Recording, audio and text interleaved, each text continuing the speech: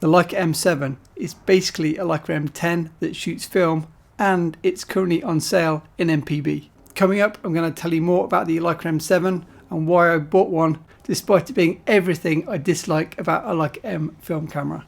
Welcome, Matt here from MrLeica.com. If you're new here, I've been reviewing Leica related stuff for the last 10 years. I've done about 500 videos covering most Leica lenses and a lot of the Leica cameras. Today, I've got a camera that I've never really talked about before, and that is the Leica M7. The reason I've never really looked at this camera, it just doesn't tick any of my boxes. If you're a regular viewer, you'll know that I like small cameras. I like simple cameras, I like full mechanical cameras, I like as light as possible cameras, minimal features. So why on earth did I just buy a Leica M7, which is electronic, it needs batteries, it's taller than most Leica M cameras, it's heavier than most Leica M film cameras, and it's more automated than most Leica M cameras. It makes zero sense. The reason is thanks to one of my photography contacts. I was chatting to him yesterday. He said, "Hey Matt, did you see how cheap the Leica M7s are on MPB at the moment? They're like on sale." I was like, interesting. I always like a bargain. So I quickly typed in MPB, had a look, and I think they had 3 or 4 ridiculously cheap Leica M7s. Now, to truly appreciate how good value I think these cameras are in 2025, or definitely currently in MPB, you need to think back to how much these cameras used to cost. So I pulled up some information. I'll try and share a screenshot from 2018. The Leica M7 was exactly the same price as the Leica MP and almost the same price as the Leica MA. Now, if we look at the prices today, a Leica MA and a Leica MP will probably cost you around £3,500. Maybe a used Leica M6 Classic, maybe £2,400, £2,500. Leica M7, you can find them for under £2,000 currently in the UK. I'm not sure if this is the same in the US and everywhere else. This camera was released in 2002, so it's a reasonably modern Leica camera, and it was in production right through till 2018, where it was then discontinued, and they went from the M7 to the M8, and M8 was obviously the start of the digital range of cameras, M8, M9, and so on. And you probably think to yourself, you're like, Matt, why did you just buy another Leica M camera? You've already got lots of Leica M cameras, and you're seemingly happy with what you've already got. You don't need another Leica M camera. And when I was looking at the price online, I was like, number one, I could buy it, make a video for you guys, make a blog post, MrLeica.com, link below, get a free ebook if you've not yet subscribed to the newsletter. I can make a full detailed blog post to help future people looking to buy the M7, and then I can sell it again, and I won't really lose any money. Now, the version I got is actually the 0.85 Viewfinder version. They came in 3 versions. The common version, which is a 0.72, which is the same magnification as like your Leica M4P. Some M6s also came in 0.58 and 0.85. This is the 0.85 M7. 0.85 is almost as good as the 0.91 like M3. So if you're short-sighted like me and you struggle to see accurately at distance, I'm a model photographer, I need to be able to accurately focus at like very shallow depths of field. It's like, if I get a like M7, it's going to be way cheaper than a 0.85 Leica M6 because they hold a premium price tag because everybody wants an M6. It's like kind of the cool kids camera, and then I've got one. You get a 0.85 finder at a discount. You get the same hot shoe capabilities, but also with TTL compared to my M6 Classic, where this is more similar hot shoe to the M6 TTL. So you can do TTL flash if you use the correct flash units. And then you've got the added bonus where this camera, the Leica M7, gives you aperture priority. Now this is where the M7 is almost identical to shooting the Leica M10. Here you can see a view through the viewfinder of the Leica M10. And you can see if you put the Leica M10 in auto mode, aperture priority mode, and you see the numbers on the bottom of the viewfinder display which show you your shutter speed selected by the camera.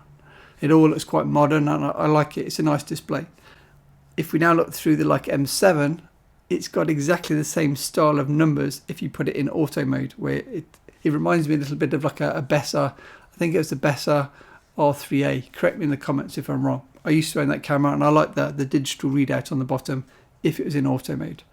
This camera's got the built-in light meter, the same as the Leica M6. I recently just had the light meter replaced in. If you've not seen that video, the M6 Classic, you can now get your meters repaired. by ACR, Amsterdam Camera Repair. The difference with the Leica M6 meter display is you've only got the two arrows telling you which way you're overexposed or underexposed. With the M7, you've got two arrows, but you've also got like an OK dot in the center. So as soon as the dot lights up, you know your exposure is bang on and you can take your photo. What you can also do, which is the same as the M10, is you can half press your shutter to lock exposure, recompose, and then take your photo. So let's say you know that the exposure is correct over here and your person's backlit over here. You point here, half press, recompose, get your model in the shot or whatever you're photographing, take your picture. Exactly the same as you would with an M10 if you like to use the auto exposure mode. Other similarities to the M10, it's slightly taller than a normal, say, M6. The M6, I think all models except the M5 are the same dimensions, except also the M7, which is very slightly taller.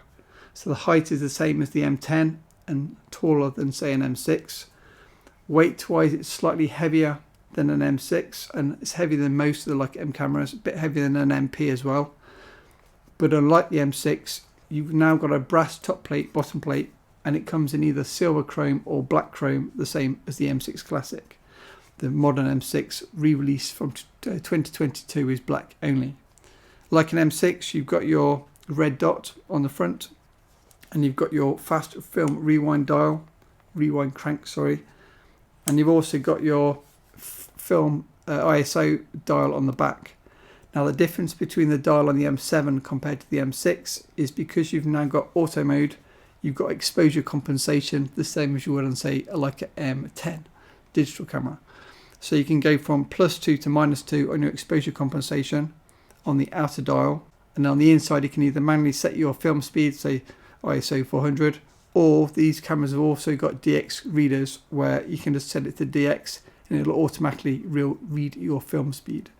Now, one geeky fact, apparently the early ones have got like contacts where it manually reads your film, and then they will later change to optical DX contacts because apparently it was stopping the film coming out as easily. Comment below if you know more about that. The other upgrade that happened, as I understand it, is the later M7s came with the MP Viewfinder, which is a slightly improved viewfinder. The early M7s have got the original viewfinder. Now it's still different to, say, my Leica M4P viewfinder. If I bring up some footage, you'll see that the M7 viewfinder looks much more modern. It's got like the multi-coated cover on the outside, whereas the older M4P is like matte. There's no reflection, no coating. So it definitely looks much more advanced in that respect. Looking on the top of the camera, you'll see that it's got a silver hot shoe compared to maybe a black hot shoe on most black cameras. So I quite like that feature.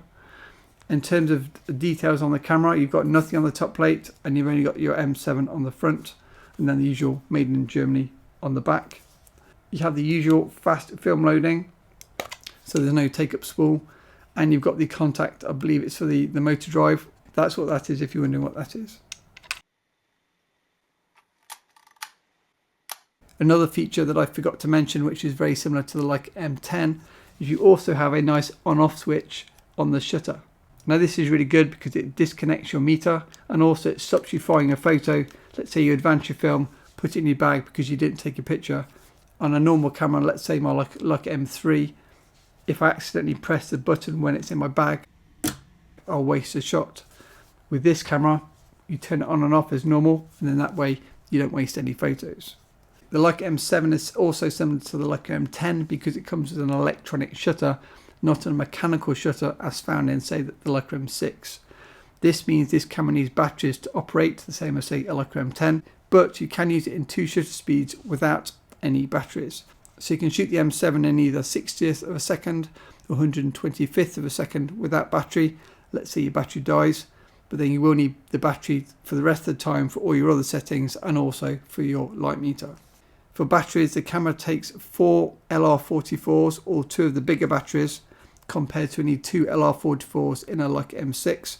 And I think the biggest drawback for the Leica M7, and maybe the reason why it was less popular and the M6 became the cult camera compared to the M7, the Leica M6, like most Leica cameras, can be thought of as a camera for life, something you pass on to your kids or whatever, because these are full mechanical cameras, apart from some of the cameras that have got a battery for the light meter. The difference with the Leica M7 is it's electronic, so it's not really a camera for life, and it's maybe more a camera for Christmas. Hopefully multiple Christmases. At some point the electronics are going to die, but I don't think that should stop us from enjoying the camera for kind of in the near term. It's no different from, I say, using a Leica M10. They're electronic, we still buy those, and the M10s cost more than the M7. So in summary, I'm kind of surprised that the Leica M7 is not more popular than it is. I think if you're a digital shooter that wants to also shoot film, let's say you've got a Leica M10 or a Leica M11 or even an M240, using the Leica M7 is going to give you a seamless experience from shooting from one camera to the other camera, especially the M10, because it just feels the same. You wouldn't notice between switching cameras. It's that easy, except you've obviously got to advance your film on your Leica M7. Ooh, talking of Leica M7 and advancing the film, I believe this has also got the quietest shutter of any Leica M film camera. Comment below if you think different, but it's definitely quieter than the Leica M6, which is obviously already quiet.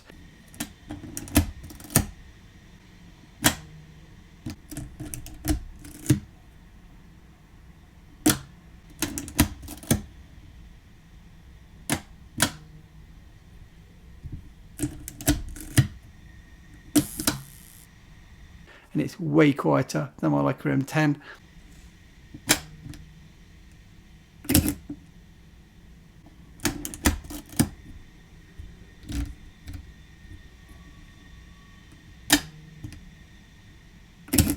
The Leica M10P may be slightly quieter. Again, comment below if you've got both. So if you like stealthy cameras, you'll love it.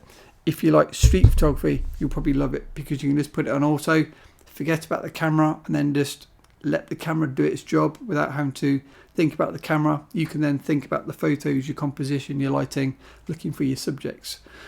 The problem with a full mechanical camera is you're faffing around a bit more with your settings, especially if you're kind of newer to film. I think the Leica M7 is ideal if you're new to film and just want a Leica film camera to complement your Leica digital M camera. First impressions, absolutely love it. As you can probably see from this big grin on my face.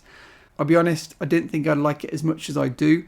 Things I really like that I didn't expect to like. I really appreciate the 0.85 finder. I think that's a game changer for me and anybody that's short-sighted. 0.85 finders mean you have no 28mm frame lines. So if you're going to use a 28mm, this probably isn't the best magnification for you. You'd be better with a 0.58 magnification. If, however, you shoot portraits, long lenses, and you want super accurate focusing with fast 50s and things, 0.85 is absolutely fantastic. So I love that aspect. And because this is a slightly more worn camera, the matte black finish has started to go kind of slightly, it's gone from like matte black to like a gunmetal grey. Fantastic. It's like absolutely beautiful. I didn't think I'd like a worn black M camera as much as I do. And so now it's given me kind of thought in terms of I'm less scared about using my other black cameras, thinking that, oh no, it's going to get worn and it won't be mint. They actually look fantastic when they've got a slight bit of wear to them. I really, really love the look of this camera. I love the on-off button switch. I actually really also like the larger shutter speed dial, which is not something I've ever really considered before. I think people that have used the M7 and the M6 TTL, they kind of keep that memory in their head. They're like, oh, I love the big shutter speed. And then if you compare that to like the M6 Classic, it's got a smaller shutter speed dial. It's just not quite as easy to reach with your finger.